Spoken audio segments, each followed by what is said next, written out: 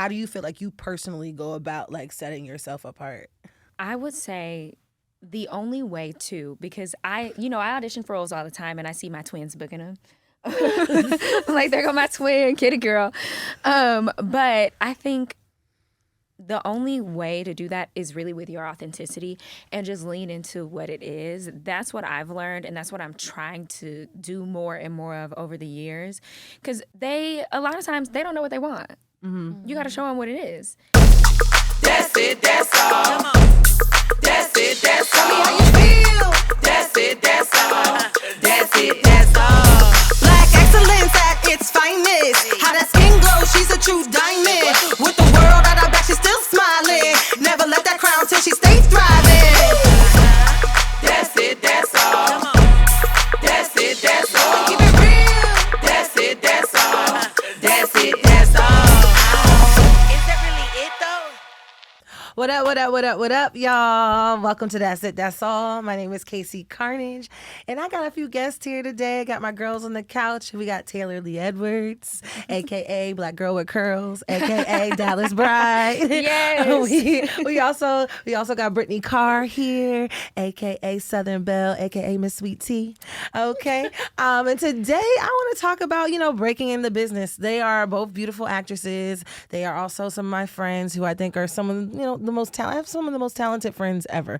And, one thing about this is like, we definitely want to showcase what is going on in our community. And as Black women, we take up a lot of space and we do a lot of great stuff. You know what I mean? So I want to shoot some questions over. I want to get a chance to know you guys and them to know what you guys are doing. So I want to ask this, like, did you guys know like acting was going to be your field, breaking into Hollywood? Yes, I definitely knew this was what I wanted to do. When I was young, I used to tell my mom, I want to be like Barbie. You know how she can like change her outfit? And then she can have a new profession. Click on like, shoes. honey, she a doctor, she a lawyer, And then when I got older, I was like, I think I want to be an actress. That's the only way you can actually do that. So yeah, that's how it started. And then from there, I just started doing theater like pretty young, a lot of theater in school. And then, by the time I was 18, I was like, I'm ready to move to L.A. So yeah, I've been here a really, really long time. But I've done many other things like in the business. I also was a dancer as well.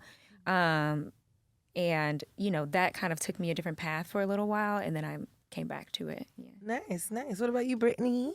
Well, I didn't always want to be an actress. I wanted to be a high fashion runway model. Okay. But it was mostly because I was tall. I grew up like tall. I was always the giraffe, the tall one in the class. Not giraffe. Yes, girl, they call me giraffe. I wanted to do like runway modeling, and I always felt like I wanted to do acting, but I don't know. I always just wanted to be known as a model. But I was working with an agency back home, Millie Lewis, and the instructor was saying, "No, you're not a high fashion model. Try commercial." And I was like, "I don't want to do commercial." Hate him. I was like, "I don't want to do commercials." But later on, I ended up moving out here, and it just was like acting, because modeling didn't really like pay, especially like runway. So it was just like acting from there on out, and now acting has my heart, and I still want to get back into modeling, but it's been acting. I mean, your pictures are fierce. I've seen them. I said, okay, Brittany, get it, girl. Okay, well, you guys are both from Texas. Oh, Texas, South Carolina, correct? Mm-hmm. And how has that been, like, transitioning into getting into this field? Like, what has that process been for you? I can say it's been a long road, honey. It's been difficult. It's just this business. You know how they say the game is sold, not told. Mm-hmm. Okay, sold, not told. Sold, not told, honey. You gotta pay to play. Like you have to really moving from. I don't know how it was for you, but moving from Dallas to L.A. There was that initial shock of, it's expensive. And then for the first couple years, you have to get your head around, how am I going to stay alive? How am I going to be able to pay rent, eat? You can't even begin to think like paying for a headshot. First of all, let me tell you something. I literally only ate during happy hour. Like when I first moved out here. No, seriously, like that is a true thing about figuring out how to be sustainable in your dreams, go after what you want, but also survive and not die. Like, let's talk about like not dying. So like literally one of my tricks was I used to literally only eat during happy hour, and I would save whatever I was eating, or like, you grocery shop and stuff like that. But like also too, like I didn't have internet. Like my first apartment, I didn't have internet. Like I was like, I had just enough for that rent in Koreatown, and that was it. Like, we here. So it was just like, it was also my office. Like Starbucks was my office. Like, so it's just kind of like, well, I'm here, I gotta eat what I'm gonna. So I understand that. But continue. I didn't mean to cut you off, but I was like, that's a true story. Girl, that is okay, because I can relate. Honestly, when I got here, I studied at Cal State S.L.A. And my best friend and I, girl, we were so broke back in the day. I mean, I know everybody had, a broke college experience. Everybody, it's different levels of broke. Like, we was brokety broke. And we would do stuff like look at the school calendar and be like, oh, Chicano Studies is having a meeting. I bet they're going to have food. And go. And she was a singer and I was an actress, you know what I mean? And we were trying to go to little industry events when we weren't in class. And like, we would put our pennies together. Like, I've got $7. You've got $10 for the week. Like, we're going to put this in the tank. We're going to buy tortillas, rice, beans. Oh, yeah. I mean, make it work. Got that partner in crime. Yes. So that was like the beginning. And honestly, like, that's that part. People don't talk about what that income barrier is to entering this business. Like, people talk about sleeping in their car and all that stuff. Like, as... that's a little scary. That's a little scary. What is it? Tyler Perry did that? Slept in his car. I mean, as a young woman, I didn't even have no car, at the time. So you have to kind of get your world acclimated before you can even enter the business, because you have to be honest, you have to take classes. You have to pay for headshots. You have to, go to workshops. You want to go to networking events. You want to look halfway decent, So it was a lot of just getting my life together in order to even play. Okay. What about you, Bri? My experience first coming here was really hard too. Just like my first year, I moved 5 times, and I had a roommate. I shared a room with a woman that was like 57 years old. She used to leave Jesus pamphlets on my pillow. Not Jesus pamphlets. Yeah, I slept on like a... Okay. Good morning. So you love the Lord. Right. She loved him too. It was just really hard. And I felt like I didn't really get to like do anything acting until like my 4th year, because I was just trying to survive. Like, the first year was terrible. I hated LA. I hated it with a passion, but I didn't want to go back home, because to me LA was just like the only other option. Acting was the only other option, because I didn't really know what else I wanted to do. So then my 2nd year, things got like a little easier, but it was still hard. The 3rd year, I kind of figured out how to maneuver LA, but it was still hard. And then by the 4th year, I figured things out. I got an agent. I booked like my first commercial, and life was a little smooth after that. But then, like, things just kept happening here and there, but it worked out. I mean, I guess for me, like, I'm a singer, and like coming in, like, I didn't really come to LA to do much of anything but live, to be completely honest. I went to school for broadcast journalism, as you see. But I got here, and then like, you meet these artistic friends. One thing about LA was like, there was the freedom of being creative and being able to be multi-dimensional in like whether your crafts are or whatever the case may be.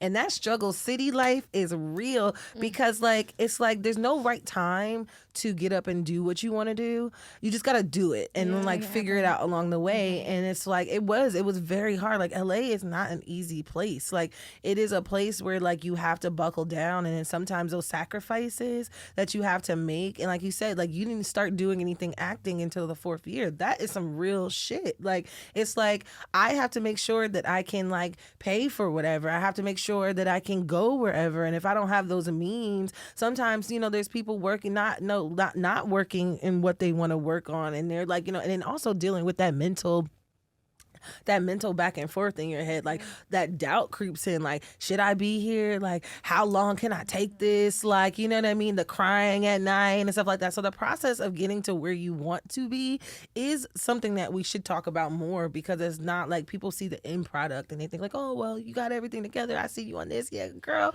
you saw me on that yesterday, but like 5 years prior to that, you might have saw me on the street. Like, Making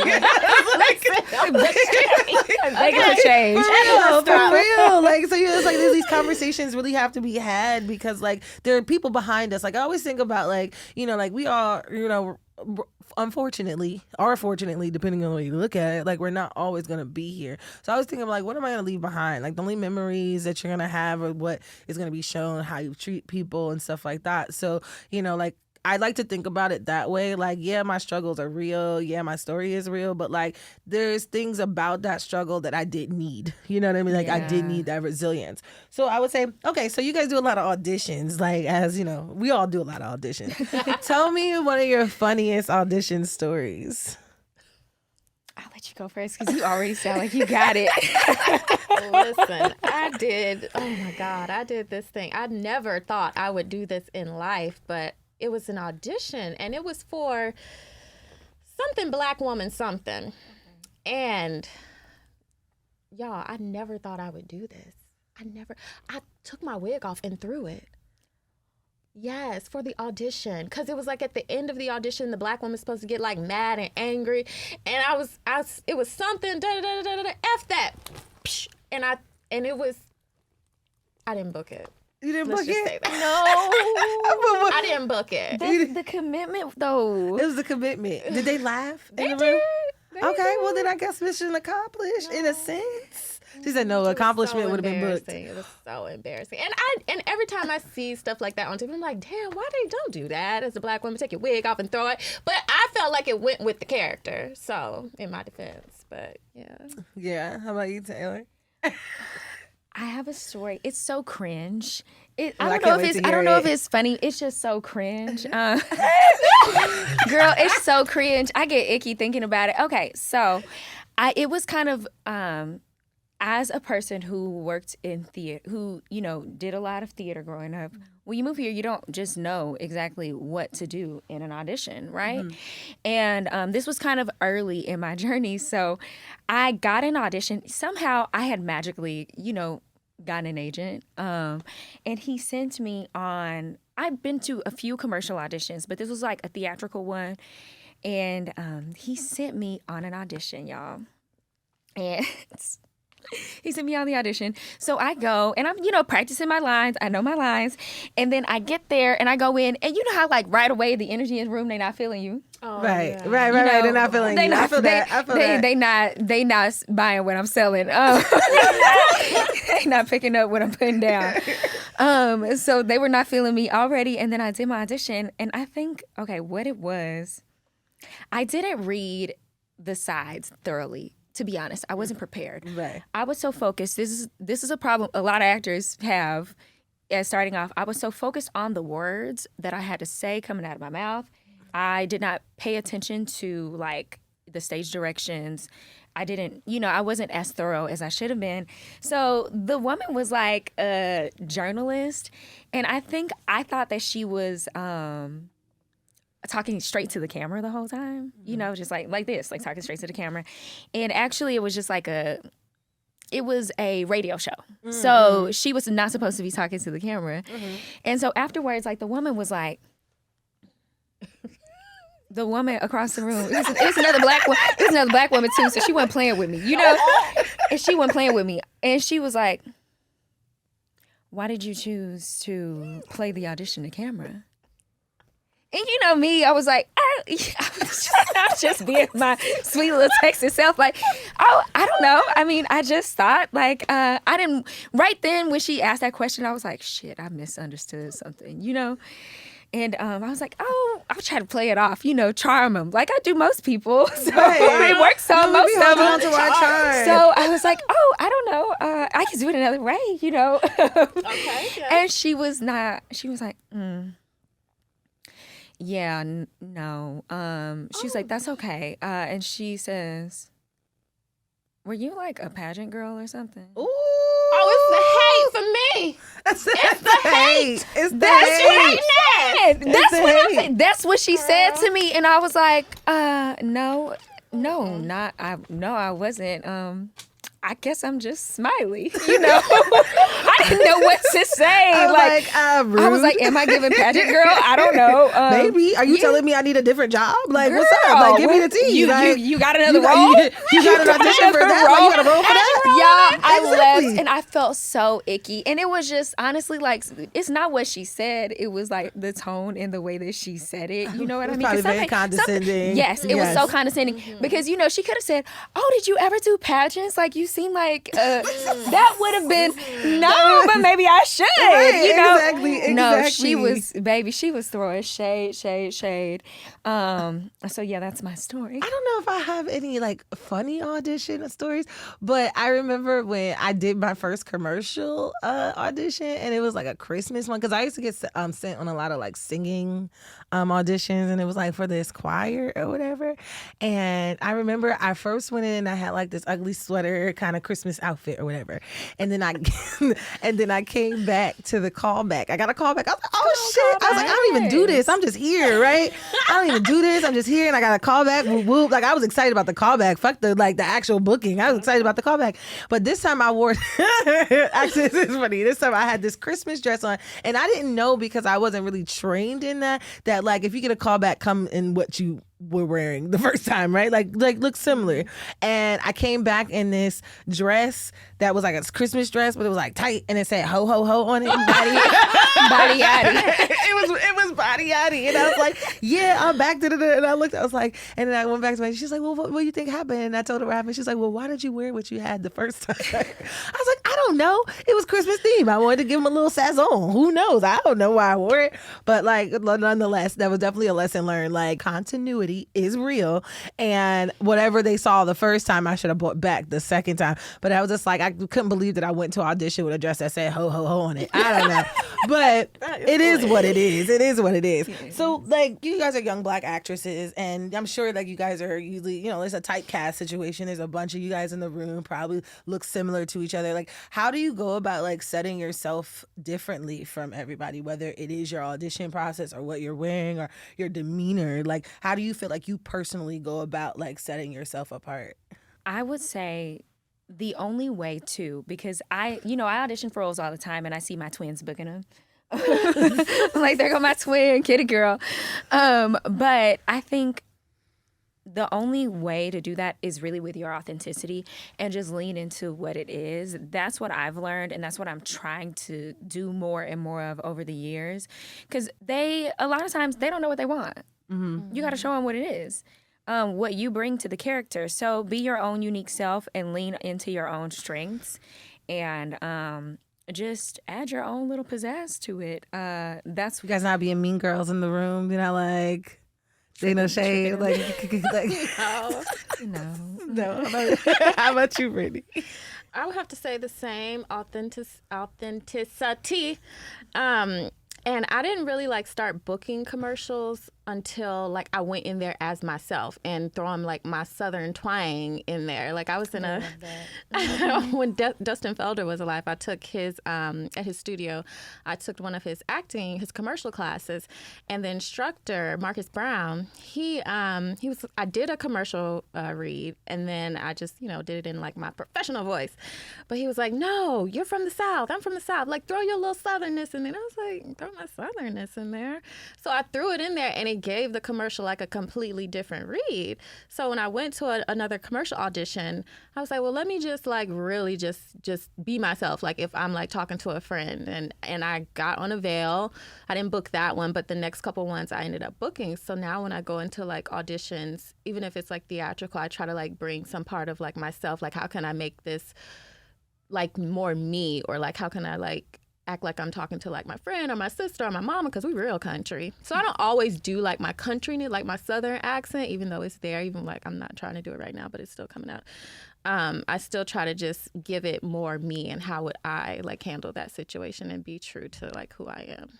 for the character. I mean, that's all you can do, right? Like it's not necessarily that hard. It's just kind of like most of the time the answer is you. Like it is you betting on you. Yeah. It is you believing in you.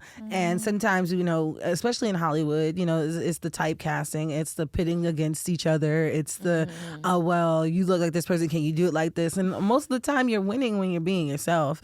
So like that's definitely a good point to make about being authentic, like, you know, being authentic. And, you know, because at the end of the day, even whether you book the role or not, or book a job or not, it's like you only live with yourself and you have to feel good with yourself. So even if you don't book it, as long as you know you were being you, like you can move on to the next. It's usually the times that we're like trying to do something else and it doesn't work. We're like, well, why did we do this? Like, you know what I mean? It's like, why would I act like that? Or why would I say that? Like, what's going on? I know what to do. You know what I mean? So it's like, I feel you on that. So in your dreams of dreams, right? Who would you want to be your co-star? It could be male or female or both. Like, who is your dream co-star? I have a few. Okay, tell them, list them, write it down, scroll it out. I really want to manifestation. I really want to work with Mrs. Angela Bassett. Yes, Auntie Angie, Viola Davis. You know, the greats.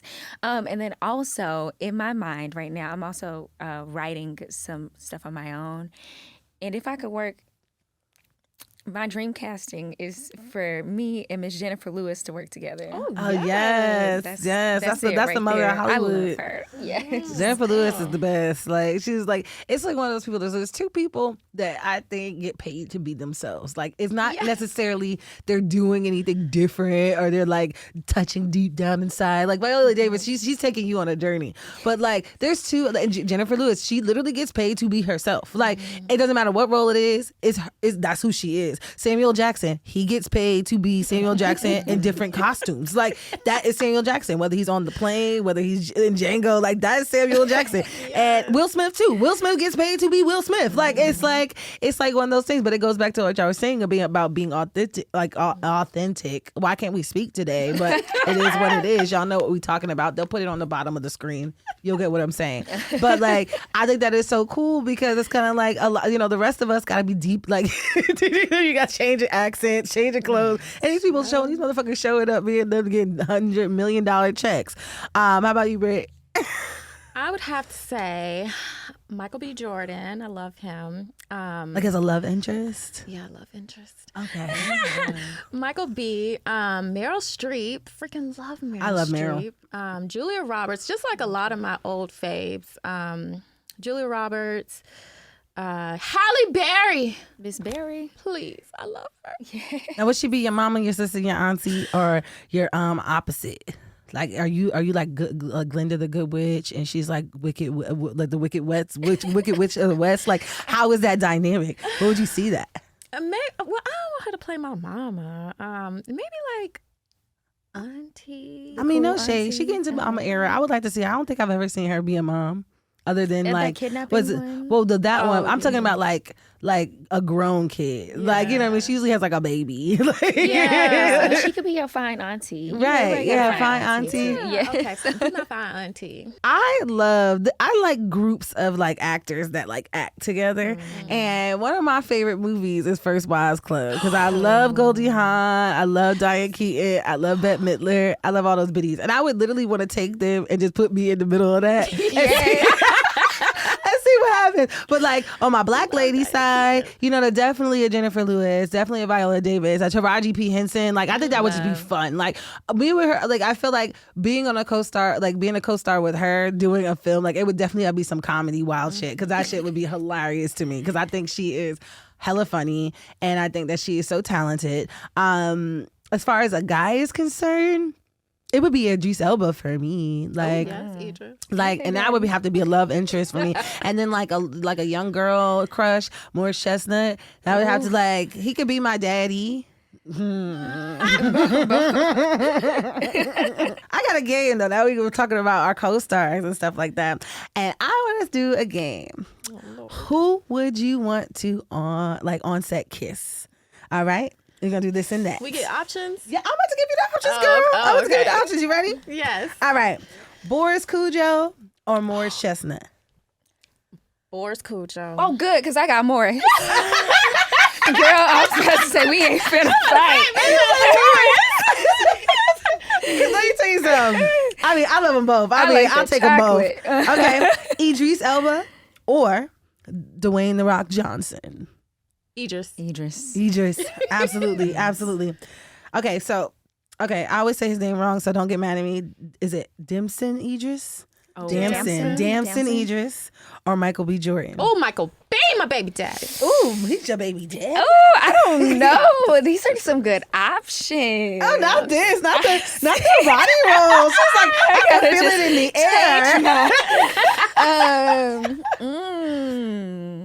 air. You got to answer one or the other. I'm going to go with Michael B. Michael B? Okay, you got two Michael B. Tune in. There's people that watching you. Okay. Samuel L. Jackson or Lawrence Fishburne? Girl, you play too much. You gotta pick one. Lawrence Fishburne when he was on Tina. Tina, I can Oh, Tina. was I can love. see that. Girl, you like playing feet thrown around. I'm gonna go with Lawrence Fishburne, circa Boys in the Hood. I'm gonna go with Samuel L. Yeah. Jackson all day. You know I'm gonna go with Samuel L. Jackson because he's hilarious. Like I just think it would be funny. I think it's funny. He's hilarious to me. Like he truly makes me laugh. Okay, Eddie Murphy or Martin Lawrence? Martin. Eddie.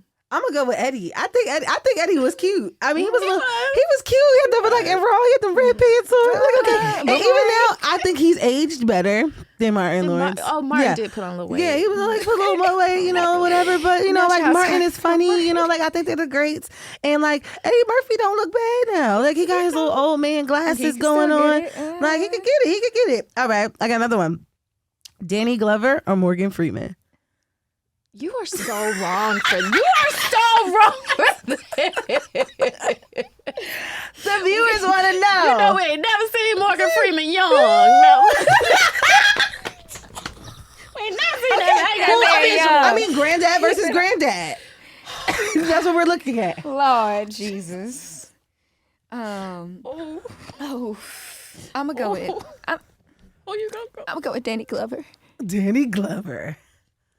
What do Daddy? Oh, Morgan, they said no. They said no, Morgan. They don't want the guy that narrates the whales.